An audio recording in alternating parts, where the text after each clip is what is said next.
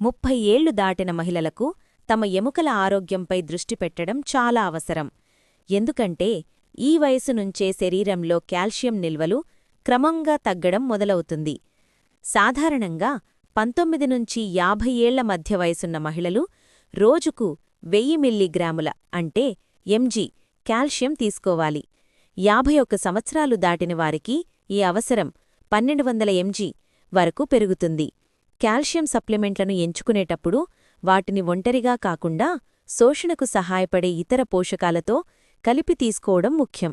అందువల్ల చాలా సప్లిమెంట్లలో కాల్షియం శోషణకు అత్యంత అవసరమైన విటమిన్ డి3తో పాటు ఎముకల బలానికి తోడ్పడే మెగ్నీషియం, జింక్ మరియు విటమిన్ కే2 వంటి మినరల్స్ కూడా ఉంటాయి.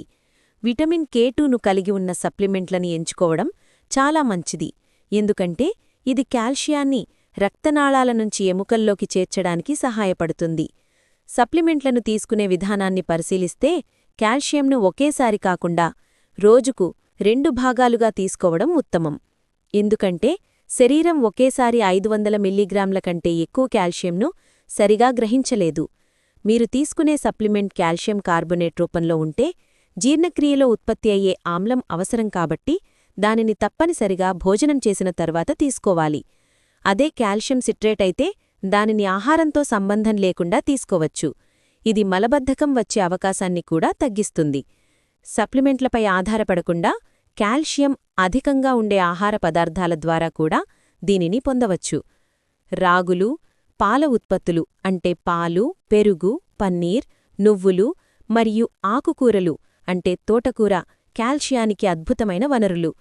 ఉదాహరణకు నువ్వులు లేదా రాగులను రోజువారీ ఆహారంలో చేర్చుకోవడం వల్ల సప్లిమెంట్ల మోతాదును తగ్గించుకోవచ్చు. కాల్షియం తీసుకున్నంత మాత్రాన సరిపోదు, దానిని శరీరం వినియోగించుకోవాలి. దీనికోసం ప్రతిరోజూ ఉదయం లేదా సాయంత్రం వేళల్లో 10-15 నిమిషాలు సూర్యరశ్మికి గురవ్వడం ద్వారా విటమిన్ డిను పొందాలి. ఇది కాల్షియం శోషణను మెరుగుపరుస్తుంది. అలాగే బరువు మోసే వ్యాయామాలు అంటే వెయిట్ బేరింగ్ ఎక్సర్సైజెస్ చేయడం వల్ల ఎముకల సాంద్రత పెరుగుతుంది.